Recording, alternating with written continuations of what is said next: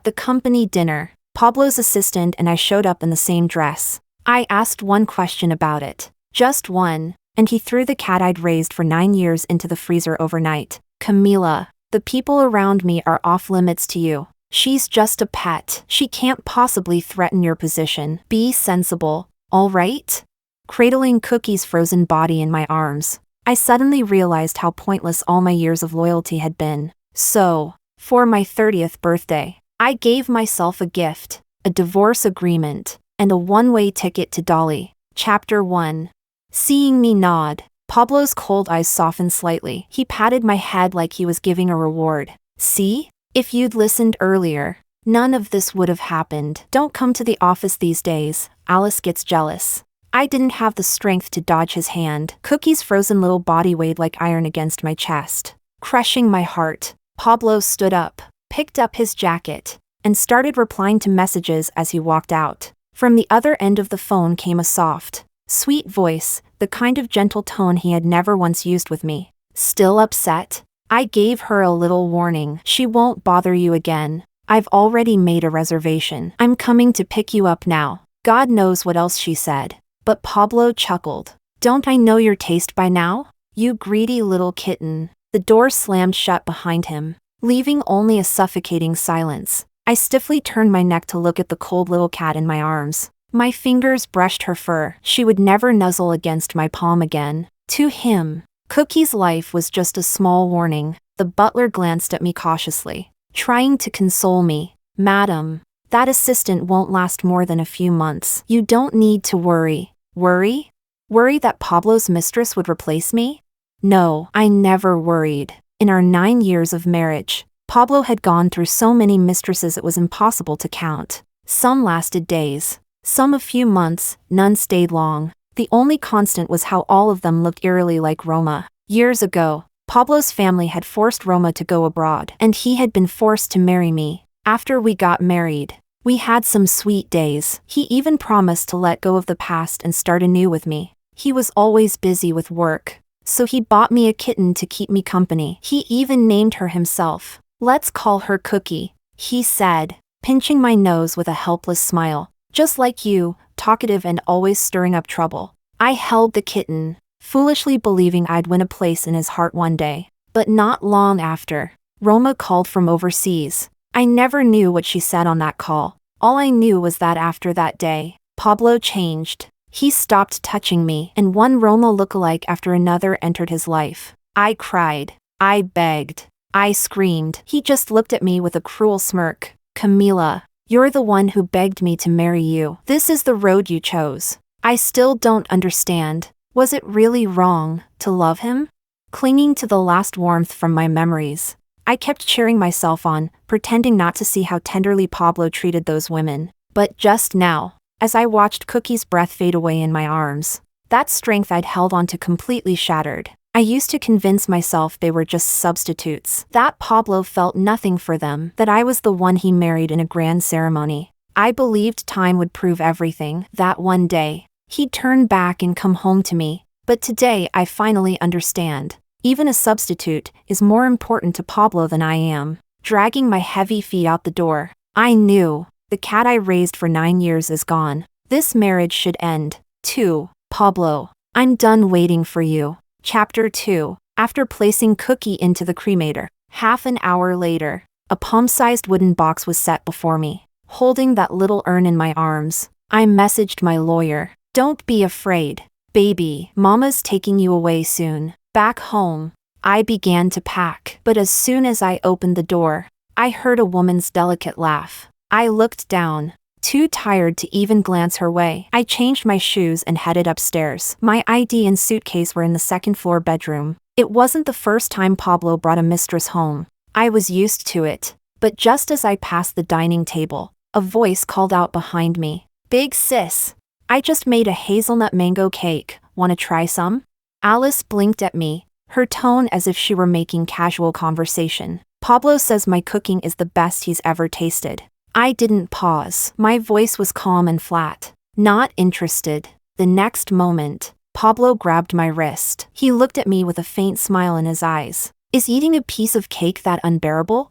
He tightened his grip slightly, and a sharp pain shot through my wrist. I pressed my lips together and said quietly, "I'm allergic to mango." He remembered the preferences of a woman who'd only just climbed into his bed, but couldn't remember that his wife of 9 years was allergic to mango. Or maybe he remembered, he just didn't care. Alice blinked again, and her big eyes instantly filled with tears. "I'm so sorry. I didn't know you were allergic. I didn't mean to hurt you. Sis Jiang, please don't hold it against me." She put on a pitiful, trembling act, like I was some cruel villain who might retaliate against her. Just like at the dinner party, all I did was glance at her dress, the exact same one as mine, and casually said, "That color looks good too." Alice immediately got teary-eyed and began apologizing, pretending she was about to tear off the dress. "Madam, I didn't mean to wear the same dress as you. It's my fault. Please don't be mad, I'll slap myself." And just as she raised her hand, Pablo appeared. His gaze was icy as he stared at me, then pulled Alice into his arms protectively. "I bought it for her. Problem?" He shot me a look of utter contempt. "It's a European limited edition, $1 million more expensive than the one you're wearing." And just like that, Pablo turned me into a laughingstock in Haiching again. But that wasn't enough. He even used Cookie's life to vent Alice's frustration. Looking at the tearful, pitiful face in front of me, I suddenly felt nauseated. Noticing my expression, Pablo let out a cold laugh. "What are you afraid of? Even if she holds a grudge against you, as long as I'm here, no one can hurt you." He tapped the table. The warning in his eyes couldn't be clearer. I didn't want to waste any more words. I picked up the fork and knife and shoved the cake into my mouth. Swallowing it took real effort. Then I looked at him. "Happy now?" Pablo stared at me, his face clouded with anger. I didn't get it. Hadn't I done exactly what he wanted? What was he angry about this time? Exhausted, I tossed the utensils aside and turned to head upstairs. But suddenly, a sharp pain surged in my throat. The allergic reaction came on fast. I clutched my chest, struggling to breathe. Within seconds, I was suffocating. Watching me gasp for air, Pablo scoffed coldly. "Already putting on a show?" I opened my mouth wide, desperately trying to suck in even the tiniest bit of air, but I couldn't breathe at all. The pain of suffocation felt like my chest was about to explode. Right before I lost consciousness, I saw Pablo's panicked face. But how could he possibly be worried about me? That must have been a pathetic hallucination, a trick my dying brain played on me. Chapter 3. When I woke up again, it was already night. Pablo sat at the bedside, his face unreadable, stormy and conflicted. His eyes held an emotion I couldn't decipher. "You're pregnant." I instinctively touched my stomach, needing a few seconds to process what he had just said. Then I remembered. The baby must have come from that night last month. It was Roma's birthday. Pablo had stayed alone in the attic for hours. I knew that attic was filled with memories of him and Roma. All the paintings he made for her. All the places they'd visited. That space had always been forbidden to me. But that night, I heard a loud crash from upstairs. Worried, I couldn't stop myself. I went up to check. When I opened the door, I found beer bottles scattered all over the floor. Pablo was slumped on the ground, completely wasted, afraid he'd hurt himself. I stepped carefully over the broken glass to help him downstairs, but he suddenly pulled me into his arms. That night, he held me tightly, but kept calling Roma's name over and over again. When I woke up sore and aching the next morning, he was already gone. We never talked about that night. It was as if it had never happened. I never imagined I'd end up pregnant from it. Seeing his dark expression, bitterness welled up in my chest. This child came at the worst possible time. I lowered my head. "If you don't want the baby, I can get rid of it." "What the hell are you saying?" Pablo's face turned ashen. His chest heaved. He was furious. I didn't understand. He hated me with such intensity. How could he possibly want a child from me? An unwanted child shouldn't be brought into the world. Just like me, unloved. I should have left long ago. As our eyes met, my confusion was written all over my face. Pablo's scowl deepened. He stood up and threw out one line. "Our family can afford to raise a child." After I got pregnant, Alice never came back to the house. I didn't know if it was because Pablo told her to stay away, or if there was another reason. But in this time, He started coming home more often, and when he spoke to me, the venom in his words faded. Today, I was sunbathing in the garden when the lawyer called. Miss, the divorce agreement you asked me to prepare is ready. Shall I send it over now? I froze for a moment. These past few days of unexpected peace had almost made me forget this was still hanging over me. My hand gently touched my belly. It's just over a month into the pregnancy. The baby is so tiny. Yet I feel as though I can already sense its heartbeat inside me. Should I still go through with the divorce? Or should I hold on a little longer? For this child? I stayed silent for so long that the lawyer finally couldn't help but speak again. Miss, are you still there? I came back to my senses. My nails dug into my palm as I nodded. I understand. Send it over. Send what? Chapter 4. Pablo's voice came from behind me. I quickly hung up and replied calmly. A necklace I liked. I asked the saleswoman to gift wrap it and send it to the house. Pablo never cared about how I spent money. He gave a slight nod. Indifferent. Then he stood there for a while, as if debating something. Finally, he just muttered. The sun's strong out here. Go inside soon. That was already considered tenderness from him. For a moment, I was dazed. Maybe this child really could be a turning point for us. If it had been in the past, I'd be overjoyed at the thought of new life. But now, I couldn't muster an ounce of excitement. While I quietly stayed home, resting for the pregnancy, Alice suddenly came to the door. It had been 2 months since I last saw her. She looked exhausted. Nothing like the charming, confident girl she used to be. Her eyes were bloodshot as she stared at me. Pablo clearly loves me. Why won't you let go? Why are you using the baby to trap him? If it weren't for you, he wouldn't have left me. Looking at her unhinged expression, I wanted to tell her she was no different from the others. Just another stand-in for Roma. And me? I never had enough value to change Pablo. Not even a little, but Alice wouldn't listen to any of that. Suddenly, she rushed at me and shoved me down the stairs. If you die, Pablo will come back to me. Go to hell. Agonizing pain shot through my body as my forehead smashed against the stairs. Blood poured across the floor. What the hell are you doing? Pablo rushed over. The always calm man finally cracked. He scooped me up from the floor, blood-soaked, and shouted to the butler and bodyguards, "Get that lunatic out of here." Alice stared at him in disbelief. You're calling me crazy? Pablo, didn't you say I was the woman you loved the most? But now, there wasn't a trace of softness in Pablo's eyes. His voice was chilling, as if speaking to a stranger. If anything happens to my child, you won't want to know what happens next. With me in his arms, covered in blood, Pablo got into the car and slammed on the gas. Seeing the cold sweat all over my face, his voice trembled faintly. Don't be scared. We'll be at the hospital soon. You'll be okay. The baby will be okay. His voice shook even more than mine. I didn't even know if he was the one hurt or if I was. Once we hit the highway, he drove even faster. Then suddenly, a sharp alert chimed from the car's tablet. I glanced at the screen and instantly froze. It was a message from Roma. Pablo, I'm back in China. I'm at the airport now. Can you come pick me up? Chapter 5. I opened my mouth weakly, clutching my stomach in pain, and looked at Pablo. Take me to the hospital first. But this time, Pablo didn't look at me. He stared at the steering wheel for a few seconds, then slowly pulled over. Get out. Just 2 words. Cold. Final. I clutched the seatbelt tightly, fighting back tears. I begged him, please, take me to the hospital first, okay? I want to keep this child. You can go to the airport after. Just a little later, Pablo cut me off. His tone irritated. You just don't want her to come back, do you? You forced her to leave the country back then. We haven't even settled that score.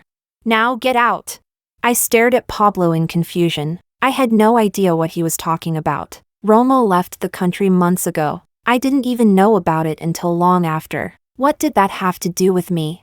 But Pablo had already opened the car door on my side. I held back my tears and struggled. You can be with Roma. Do whatever you want with her. I won't stop you. Just please, save my child.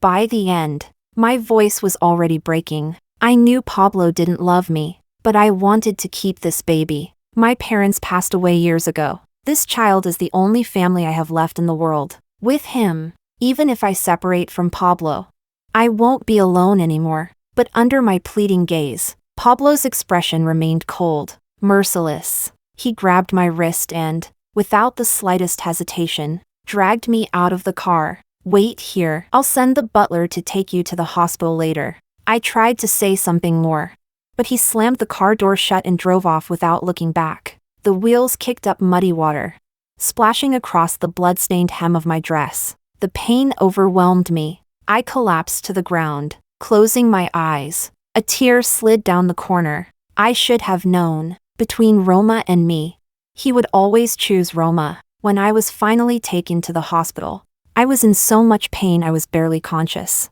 Through my blurred vision, I saw the doctor shake his head with regret. If you'd gotten here just 10 minutes earlier, we might have been able to save the baby. The butler looked at me, visibly nervous. Madam, I'll call the master right away. But I simply stared at the ceiling, blankly, listening to the dial tone ring over and over. Finally, when the butler was about to give up, the call went through. Sir, Madam is in the hospital. Before he could finish, Pablo's cheerful voice cut him off. Book me a yacht and reserve the best seat at the Sky Restaurant. I'm taking Roma out tonight, and for the next few days. Don't bother me again. I want to spend quality time with her. Handle everything else yourself. And then he hung up, without hesitation, staring at the dark screen. The butler sighed deeply. I lay on the hospital bed, heart frozen, but I wasn't surprised. Not even a little. 2 days later, I was discharged and went straight home. After packing a few things, I handed the butler the divorce agreement I'd prepared long ago. Please pass this to Pablo for me. I was letting him go, completely. This time, the butler didn't try to stop me, holding Cookie's little urn in my arms. I left the house I had lived in for 9 years, without looking back. Right before boarding the plane, a message popped up on my phone. Which hospital are you in? I didn't reply. I blocked him completely. Pablo, goodbye forever. Chapter 6. The plane landed. I arrived in Dali. I had dreamed of coming here for so long. Back when we got married, I had originally wanted to make this our honeymoon destination. But at the time, Pablo was still drowning in his sorrow. He hadn't moved on. So, the honeymoon never happened. Later, when things between us improved a little, he saw I had collected brochures of Dali. He offered to take me there himself. I was over the moon. I couldn't sleep the entire night. I got up in the middle of the night to plan the trip, filling page after page with notes and itineraries. The noise woke Pablo. He looked at the notes I'd written and chuckled. You're really that excited? I nodded hard. I wanted to ride bikes with the man I loved along Songshan and Arai, wander through the ancient town, feed seagulls at Putua Temple. There were so many things I wanted to do with Pablo. But in the end, that day never came, because his first love called. That day, Pablo locked himself upstairs and didn't come down all day. I was worried he'd starve, so I went to knock on the door, only to have him yell at me to get lost. After that, he slammed the door and disappeared for days. When I finally saw news of him, it was on TV. Paparazzi photos showed him walking hand in hand with another woman. I couldn't believe it. I called him again and again, but all I got was an endless busy tone. Even the tabloids knew where he was before I did. My hands shaking, I paid for information about his whereabouts and rushed to the hotel. When I opened the door, I found him in a bathrobe, his body still marked with fresh signs of passion. Behind him, a disheveled woman sat up in bed, trying to cover herself, but she couldn't hide her face. That face looked exactly like Roma's. What is this supposed to mean? My voice trembled as I asked him. Pablo just laughed. Indifferent. He even opened the door wider so I could see clearly. You saw it. What else do you want me to say? I refused to leave. I asked him again. Didn't you say you wanted to start over with me? But Pablo sneered. His words shattered all of my illusions, one by one. You actually believed that? Camila, let me be honest with you now. You're not worthy. Someone like you doesn't deserve my love. After that day, he changed mistresses again and again, and my heart turned colder and colder. Even after Roma left the country, Pablo's heart was still full of her. There was never space for me. I waited 13 years. And this is what I got. Pablo and I had known each other since we were kids. Childhood sweethearts. I'd planned to confess to him at my coming-of-age party when I turned 18. But I accidentally overheard him talking with a few friends. Pablo, didn't you say you wanted to date someone? Is it Camila? She's been looking at you with puppy eyes since forever. Outside the door, my heart pounded wildly. I held my breath, waiting for his reply. Pablo's lazy voice came through the door. You guys are so annoying. You're just like my parents, always wanting me to marry her. We grew up together. It's boring. There's no spark. He paused, then said, that new transfer student, the poor one, she's kinda interesting. Do you think she'd say yes if I asked her out? That's when I realized. Pablo had always liked Roma, but his family would never accept a girl from such a humble background. I don't know what his mother did behind the scenes. But in the end, Roma broke up with Pablo and left the country. During that time, Pablo was completely depressed. He locked himself away for days on end. His mother came to me. Camila, I can tell you care about Pablo. He cares about you too, deep down. He's just rebellious and likes going against us. That's why he got involved with Roma. Now that she's gone, can you go see him? He's breaking down. And as his mother, it's tearing me apart. I didn't want to go. But after her repeated pleading, and with our families being longtime friends, I finally agreed. I stayed by Pablo's side for a whole year, helped him get back on his feet. The confession, the proposal, they were all from him. I thought that if I gave my heart sincerely, one day it would reach his. But I was wrong. He never stopped resenting me for taking Roma away. It took 9 years, but I finally saw things clearly, and I let go. I set him free, and I set myself free too. Chapter 7. After spending a few days with Roma, Pablo finally remembered. Camila was still in the hospital. For once, a rare twinge of guilt crept into his heart. He sent her a message, asking which hospital she was in, but he waited a long time, and the message sank like a stone, no reply at all. In the past, Camila always replied instantly. Now, staring at the empty chat screen, Pablo felt a strange panic rise in his chest. That day at the airport, the butler had already messaged him, saying Camila had been taken to the hospital. Her health had always been good. He assumed it couldn't be anything serious. But for some reason, an image of Camila's blood-soaked dress suddenly flashed across his mind, and his expression darkened. Just as he was about to call her, a gentle voice interrupted beside him. Pablo, what are you looking at? Did someone at home get sick? Want me to go with you to visit them? Pablo hesitated for a moment, then put away his phone. Just an ordinary employee. I'm worried her illness might delay her work. He didn't know why. Camila already knew Roma had returned. But something deep inside him didn't want them to meet. Roma's eyes flickered. She nodded gently, not asking any more questions. For the rest of the afternoon, Pablo was clearly distracted. He kept pulling out his phone, checking messages, but Camila never replied. After he handed Roma the wrong purse for the third time, the softness on her face was beginning to crack. She took a deep breath and said, with barely concealed irritation, if you've got something to do, go ahead.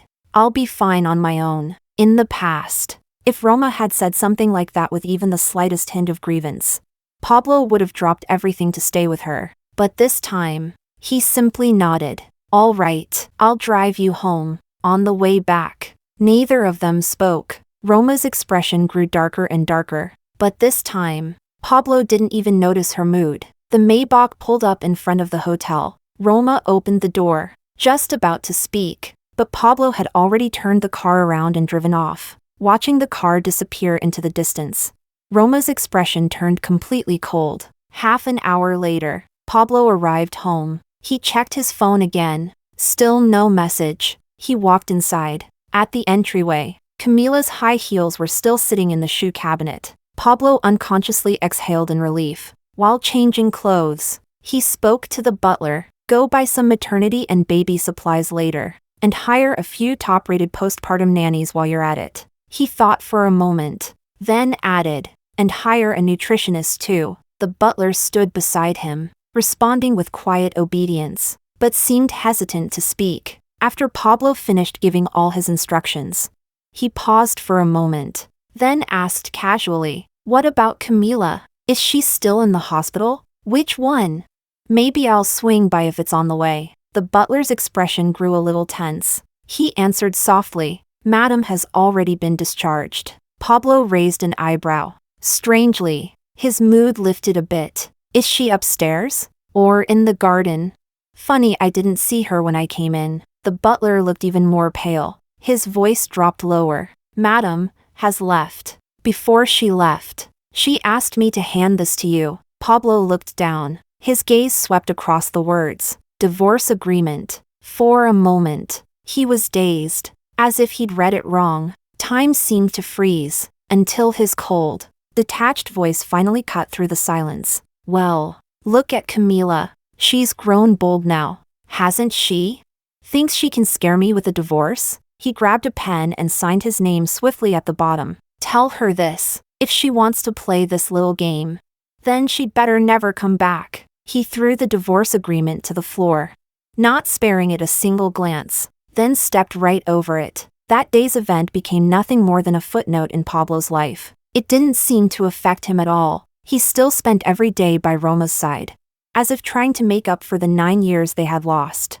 That night, after watching a fireworks show, Roma turned to him, her eyes soft and searching. "Pablo, there's something I've been meaning to say. Now that we're both single, I want to ask, would you still be willing to marry me?" Pablo's heart sank unexpectedly. He didn't know why. A question he could have once answered without hesitation suddenly felt unbearably heavy. Instinctively, he glanced at his phone. In the chat list, that one profile picture still hadn't replied. He couldn't explain the feeling, but still, Pablo reached out, stroked Roma's long hair, and nodded.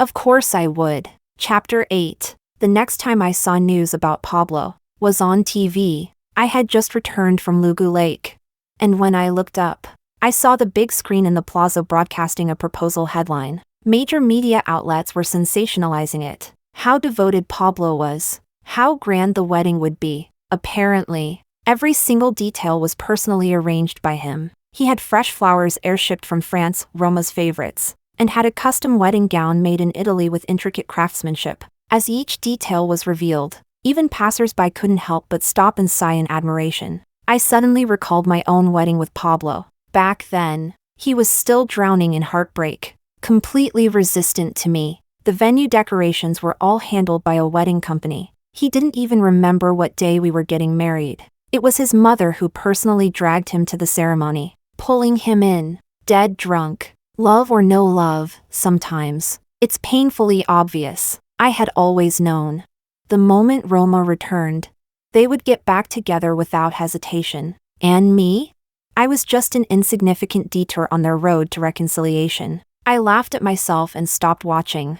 I stayed in Dali for a month. Only when some business trouble arose at the family company did I pack my bags and leave. I planned to return quietly, but unexpectedly ran into Pablo at the office. When our eyes met, his gaze was flat, like looking at a stranger. My tense heart finally relaxed. Strangers, that's best. This client was incredibly difficult. We'd negotiated for ages without sealing the deal. The new intern didn't know how to talk properly and managed to offend the client in just a few sentences. That bulky, ill-tempered man suddenly raised his hand and aimed a slap straight at my face. I froze. I really thought I was about to be hit. When someone stepped in front of me, Pablo grabbed the man's arm and coldly flung it aside. "You think I won't call the police if you hit someone here?" The man recognized him, Pablo, and didn't dare pick a fight. He backed off sheepishly, as I stared at that familiar back. I was still stunned. I never expected him to shield me like that. He turned around and looked at me. His eyes were still cold. "You're pregnant. You should be staying home, not running around like this." I froze. So, he still didn't know. He didn't know I'd lost the baby. I was about to explain, but he cut me off again. "I won't shirk my responsibility for the child. Once it's born, it can stay in my house." He paused, then added, "I'll transfer child support to your account every month." I took a deep breath. Calmly, I said, "Thanks. But there's no need." Pablo frowned. "Why are you being stubborn again? I know you're not short on money. But that's still my child you're carrying. This time."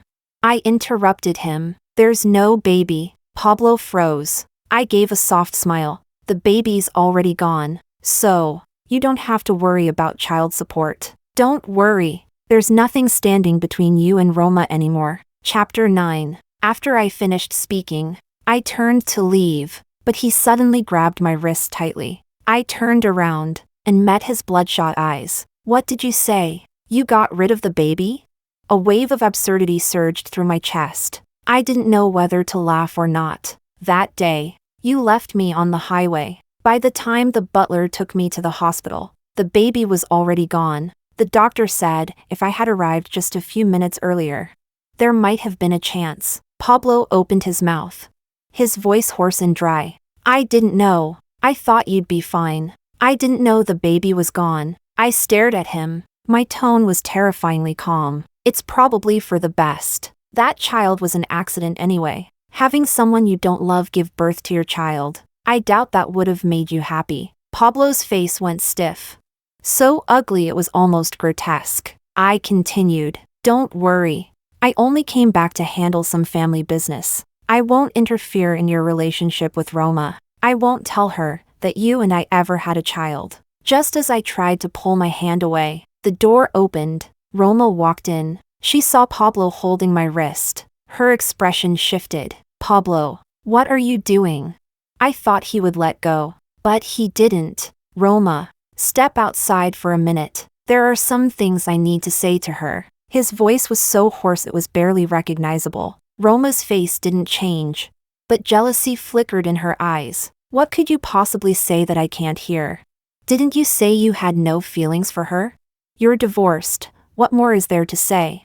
But her sharp questioning didn't sway Pablo in the slightest. Roma turned to me. Hatred flashed in her eyes. "Pablo, have you forgotten? She's the one who broke us apart all those years ago. If it weren't for her, I wouldn't have been forced to leave the country. Have you forgotten everything I went through?"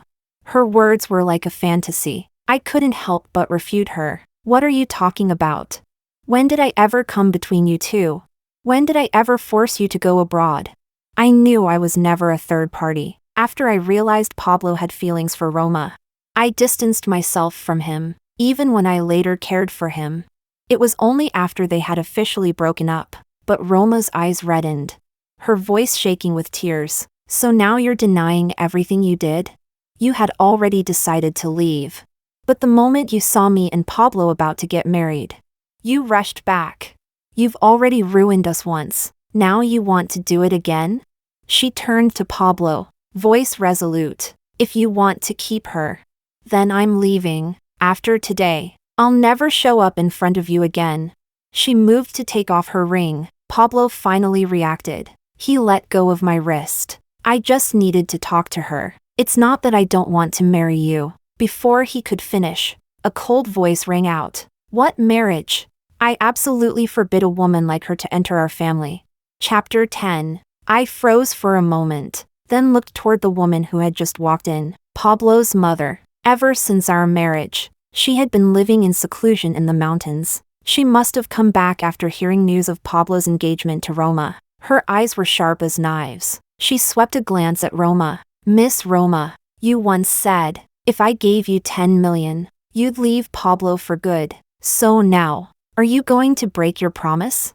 Roma's face went pale the moment she saw Pablo's mother. She forced a smile. "Auntie, even if you don't like me, you can't slander me like that. Can you?"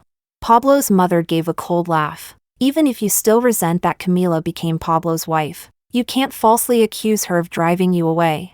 Pablo stepped forward, frowning, and shielded Roma behind him. "Mom, don't say that. Roma isn't that kind of person." His mother snorted. "I really wonder how I gave birth to such an idiot."